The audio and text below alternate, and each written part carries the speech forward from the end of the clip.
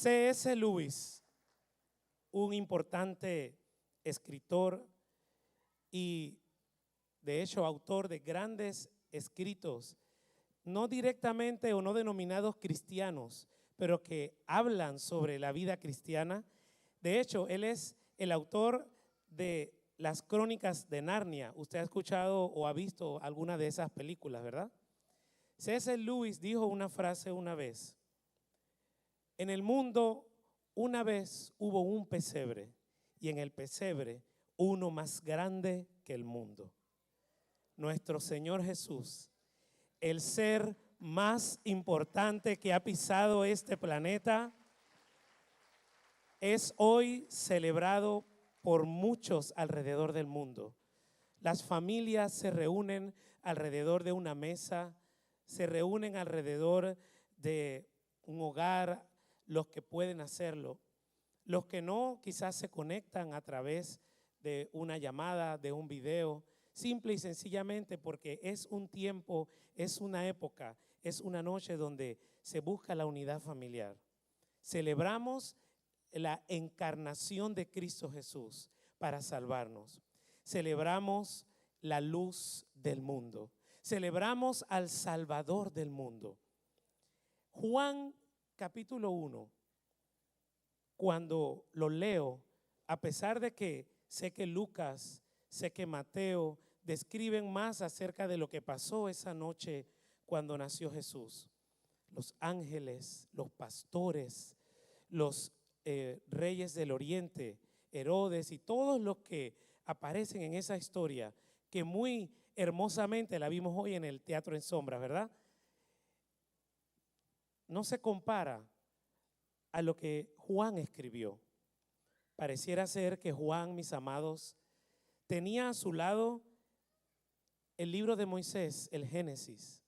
Parecía que Juan tenía al otro lado las profecías de Isaías, cuando escribió en el capítulo 1 de la carta del apóstol San Juan: en el principio la palabra ya existía, la palabra estaba con Dios y la palabra era Dios. ¿Alguien dice amén a esto? El que es la palabra existía en el principio con Dios. Dios creó todas las cosas por medio de él, dice Juan, y nada fue creado sin él. La palabra dio vida a todo lo creado y su vida trajo luz a todos. ¿Qué trajo su vida? Luz a todos.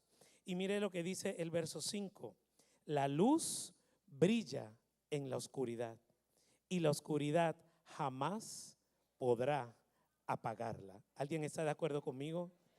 Dele un aplauso al Señor si usted lo cree, hermano. Lo que Juan está describiendo es lo que dice Génesis 1. En el principio creó Dios los cielos y la tierra estaba desordenada y vacía, dice la Biblia. Y sigue diciendo en el mismo Génesis 1, para leerlo textualmente, dice: en el principio Dios creó los cielos y la tierra no tenía forma y estaba vacía, y la oscuridad cubría las aguas profundas, y el Espíritu de Dios se movía en el aire sobre la superficie de las aguas. Entonces dijo Dios: que haya luz, y hubo luz. Y Dios vio que la luz era buena, y luego separó la luz de la oscuridad. Parece que Juan, mientras escribía este evangelio, tenía también a su lado no solamente el Génesis, donde claramente se ve que una vez que Dios crea la luz, Dios Padre, Hijo y Espíritu Santo crean la luz, mas nunca la luz estuvo junto o mezclada con la oscuridad. De la misma manera, cuando Juan describe la llegada de Jesús al mundo, nos recuerda que la luz de Cristo llegó para brillar, para hacer desaparecer la oscuridad y hacerlo para siempre. Parecía como que Juan tenía a su lado también al libro o el rollo de Isaías. En el capítulo 9 dice, sin embargo, el verso 1, ese tiempo de oscuridad y desesperación no durará para siempre. ¿Alguien cree esto que acabo de leer? El tiempo de oscuridad, iglesia, no durará para siempre. Porque en el mundo hubo un pesebre y en ese pesebre uno más grande que el mundo. La luz que nunca se apagará es Cristo Jesús. Pero hay una realidad. La oscuridad no puede durar para siempre. Los problemas que nosotros atravesamos no van a durar para siempre. No quiere decir que terminen de la manera en que yo quiero que terminen. Lo que sí es cierto es que cuando Cristo llega a un lugar, no importa lo oscuro que sea, no importa lo oscuro que esté, esa luz brilla y automáticamente la oscuridad se va.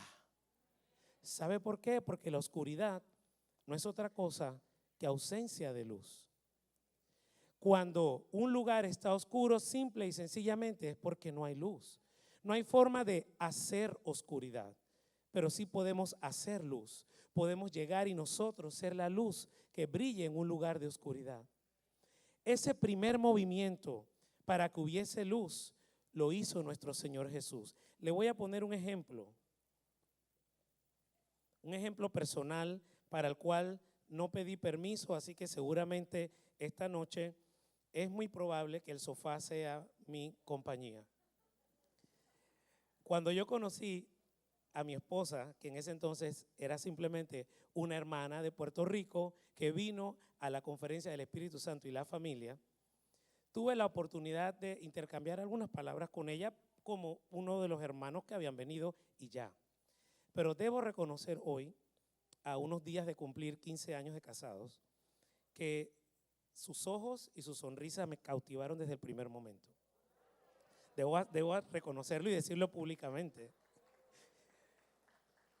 Y yo cuando... No es fácil contar esto, ¿ok? No es fácil. Cuando terminó ese año la conferencia, recuerdo que yo tenía un compromiso de ir a Honduras a visitar a un hermano, un amigo, que estaba desarrollando un ministerio musical allá. Y recuerdo que cuando yo me fui, pues no nos despedimos, no fue nada significativo porque apenas literalmente éramos conocidos. Pero por alguna razón, esa parte no recuerdo, yo tenía su correo electrónico.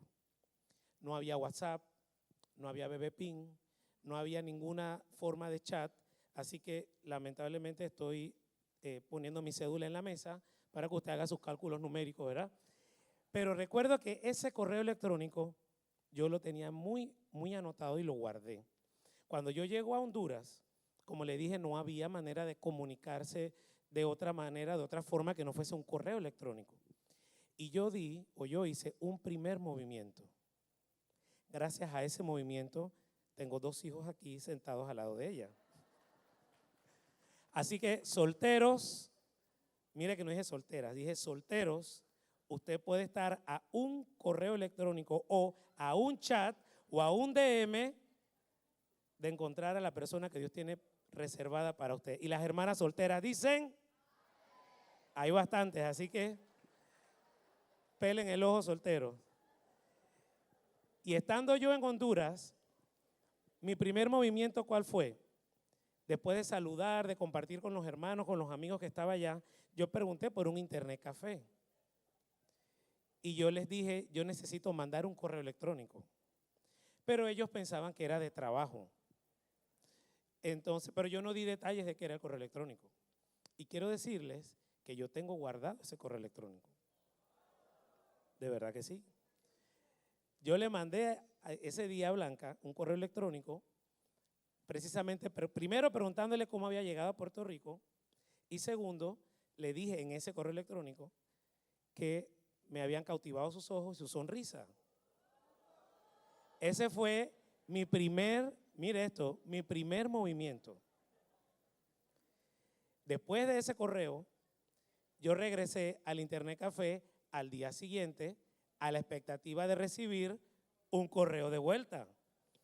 Y escúcheme soltero, vuelvo y digo, yo no tenía ninguna expectativa, se lo digo al menos no intencional o no consciente quizás, ni tener ninguna palabra de Dios y que Señor, yo sé que tú me prometes. No, yo simplemente reaccioné y actué como una persona a quien que me sentí atraído por ella, pues. Y al día siguiente, abro el correo en el Internet Café y veo un correo que decía Blanca Jiménez. Yo, solteras, la oscuridad no será para siempre. ¿Cuántas dicen amén?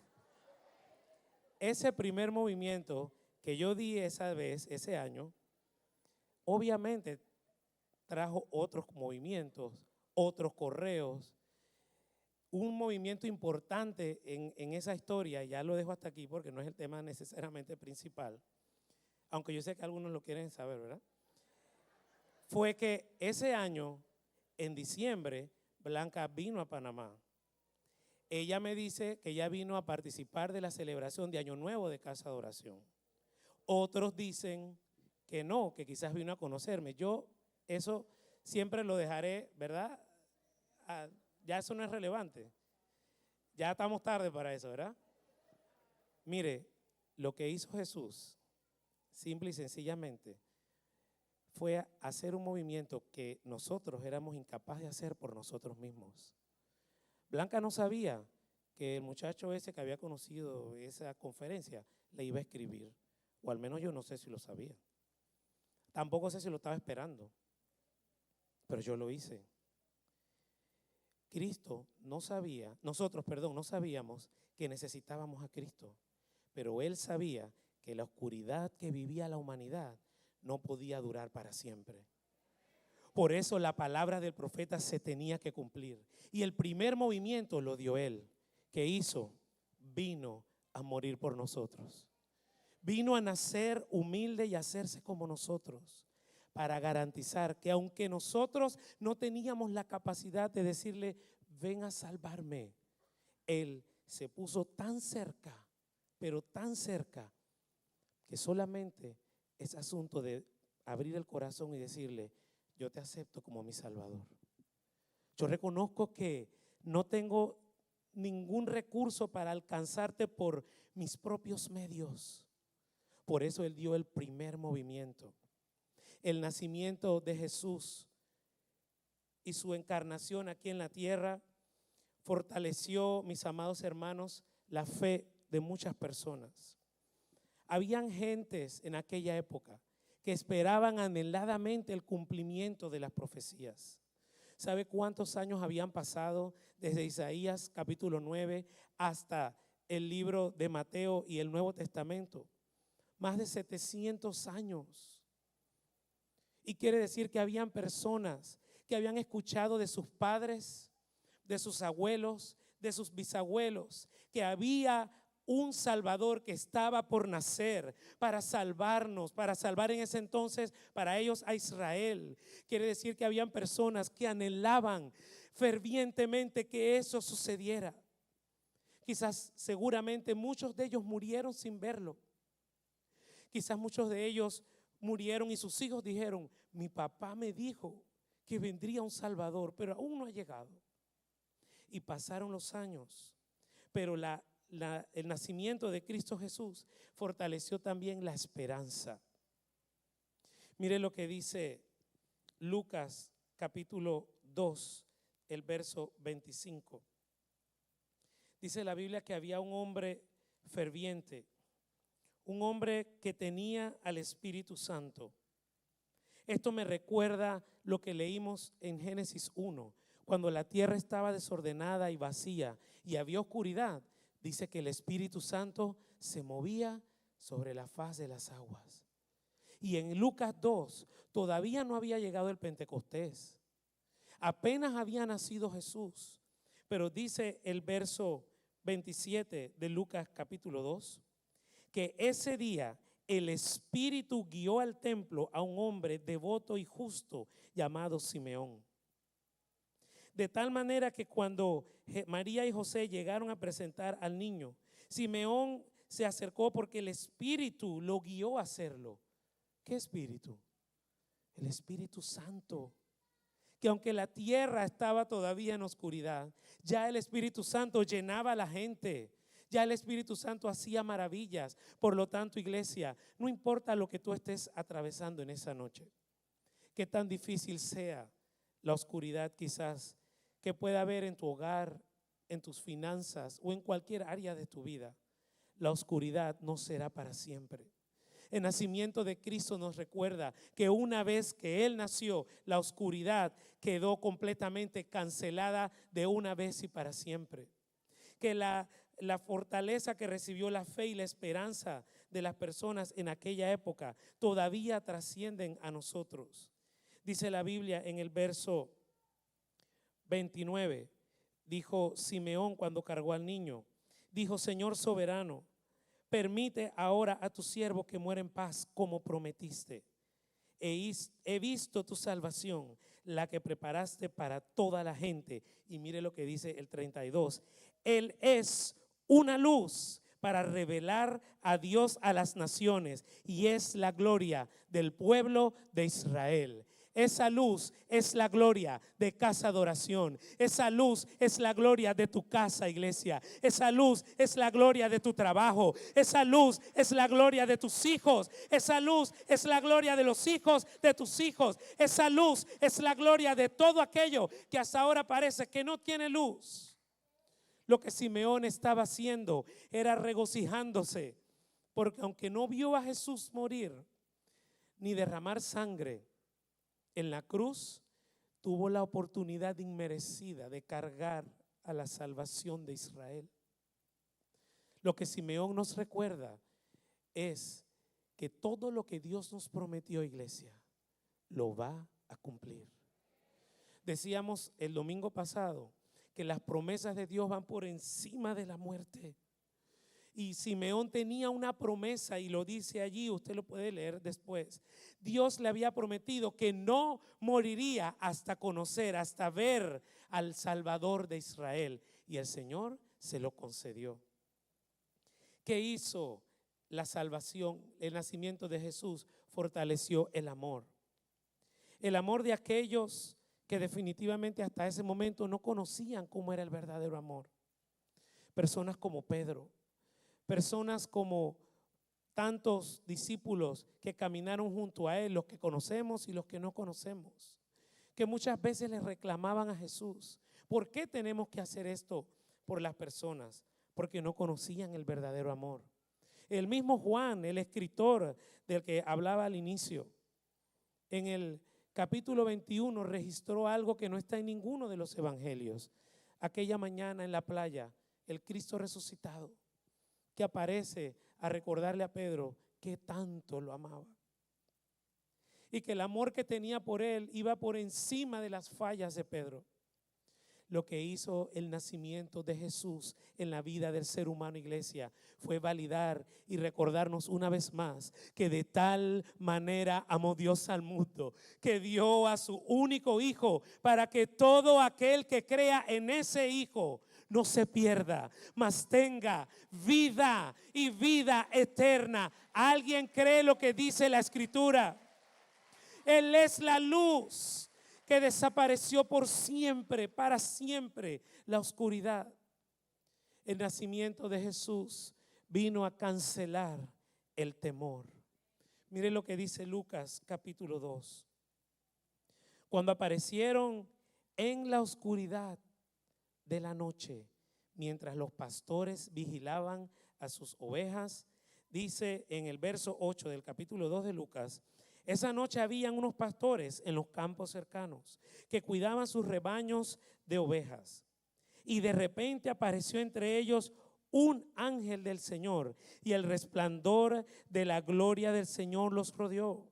Y los pastores estaban, dice mi versión, aterrados. Pero el ángel los tranquilizó y les dijo: no tengan temor. Esta versión dice: no tengan miedo. Iglesia, no tengas temor. Amigo, hermano que me escuchas, no tengas miedo. Hay buenas noticias. Les traigo una buena noticia que les dará alegría a todas las personas. ¿Cuál es? El Salvador, la luz, la palabra, el verbo ha nacido hoy en la ciudad de David, en Belén. el Salvador del mundo, vino a desaparecer el temor. Vino a recordarnos que a pesar de la oscuridad, como dijo Isaías, no vamos a caminar todo el tiempo así. Que a pesar, dijo David en el Salmo 23, que yo ande en valle de sombra o de muerte, no temeré mal alguno, porque Él irá conmigo. Ve cómo la palabra, el verbo, la luz se encuentra en cada página de este libro. Desde la primera hoja, cuando me habla que la luz hizo desaparecer la oscuridad. La luz de Cristo trajo al mundo paz. Una paz, como dice una canción, que hace danzar el corazón. Una paz que es incapaz de ser comprendida por el ser humano, a menos que en ti y en mí brille la luz. Si la luz brilla en nosotros, en medio de cualquier circunstancia difícil, tendremos paz. Y las personas que nos rodean se preguntarán, ¿por qué tú estás tan tranquilo en medio de lo que te está sucediendo? Porque yo tengo la luz en mí y la luz me da paz. ¿Por qué hablas de una manera tan serena y tranquila? Aun cuando parece que tú tienes la razón o tienes razones de sobra para actuar, para hablar, para decir las cosas de otra manera. Porque tengo en mí la luz y la luz del mundo trajo a mi vida paz. Una paz que tiene la capacidad de echar fuera toda oscuridad de nuestra vida. Una paz que nos ayuda a entender, como recientemente le escuchaba a mi mamá en una conversación que teníamos, una paz que me ayuda a entender que la relación es más importante que la razón. El mundo está lleno de gente que tiene la razón y tiene razones de sobra para hacer una cosa o para hacer otra, para decidir algo o para no decidirlo. Pero en la gran mayoría de los casos, como me decía mi mamá, la relación es más importante que la razón. Y esta noche yo quiero invitarle a cada uno de ustedes que en sus hogares, en sus casas, reine la paz de Cristo Jesús en su hablar, en su actuar. Hoy no es día para recordar, porque siempre, cada vez que viene un familiar a mi casa, no friega los platos, por ejemplo. Hoy no es, hay risa nerviosa por ahí, qué miedo. Hoy no es día para recordar, porque siempre aparece mi tía en Navidad. Hoy es día para brillar con la luz de Cristo en el hogar. Hoy es día para que tú hagas una diferencia en tu casa y la gente diga, ¿y cómo qué te pasó? Es que la luz de Cristo hoy está brillando en mí. Y como dice el texto, una vez esa luz brilla, no se apagará jamás. ¿Cuántos dicen amén? Navidad, iglesia, es Cristo en el corazón. Y Cristo en el corazón es una luz que trae salvación al mundo. ¿Cómo conocerá la gente de Cristo? No solamente porque le regalemos un tratado, no solamente porque prediquemos en los buses o vayamos a las puertas y toquemos a las personas y le invitemos a aceptar a Cristo. La gente conocerá de Cristo por cómo nosotros actuamos. La gente sabrá que la iglesia existe porque tú y yo, donde estamos, somos la iglesia 2.0. ¿Cuántos se acuerdan? La Navidad provoca celebrar a Cristo, a un Cristo que nació en Belén, para que se cumplieran todas las profecías. La Navidad me recuerda no solamente paz, sino también unidad y reconciliación. Esta imagen que ven aquí es un recuerdo que se tomó el 25 de diciembre de 1914 mientras se llevaba a cabo la Primera Guerra Mundial. Esa noche, ese día, 25, franceses, alemanes y británicos decidieron hacer una tregua en medio de la oscuridad de la guerra, porque ninguna guerra es buena, hermano. Ni siquiera la guerra de la fila en el supermercado, ni la guerra de Ucrania, ni la guerra de Corea, ni la guerra de quién dejó la botella de agua vacía en la nevera. Ninguna guerra es buena. Estoy hablando de las guerras más comunes, ¿verdad? Ninguna guerra es buena. Estar en paz es mejor. ¿Cuántos están de acuerdo conmigo? Ese día, ese 25 de diciembre, los franceses, alemanes y británicos decidieron hacer una tregua. Salieron de sus trincheras y se empezaron a saludar y se empezaron a abrazar y se desearon feliz Navidad. Pueden haber muchas guerras en nuestra casa, en nuestro hogar, en nuestra vida. Guerras a veces con nosotros mismos, con nuestras inseguridades, con las cosas que no hemos podido hacer al terminar el año. Si ya usted no logró hacer algunas cosas al terminar el año, quizás en algunos casos ya no habrá tiempo, en otros sí. Siempre habrá tiempo para perdonar, siempre habrá tiempo para dar gracias. Y un día como hoy, así como estos soldados estaban lejos de sus casas, yo sé que hay muchas personas que nos visitan o que viven aquí en Panamá, pero están lejos de su familia. Hoy es un día en el cual es cuando más quisiéramos tener a los nuestros al lado. Hoy es un día en el cual todos anhelamos estar calientitos con nuestros padres o con las personas que más amamos. Pero déjeme decirle algo.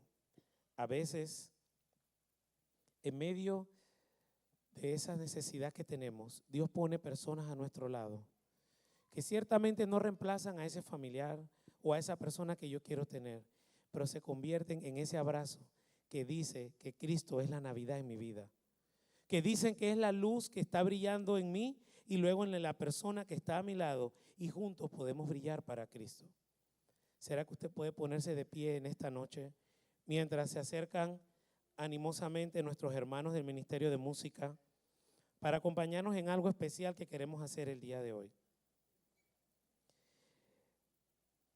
Si pueden, el equipo de multimedia, ayudarme con el libro de Isaías, el capítulo 9, el verso 2. Y quiero que lo leamos juntos. Isaías, capítulo 9, verso 2. La Navidad es Cristo y es una luz que nunca se apagará.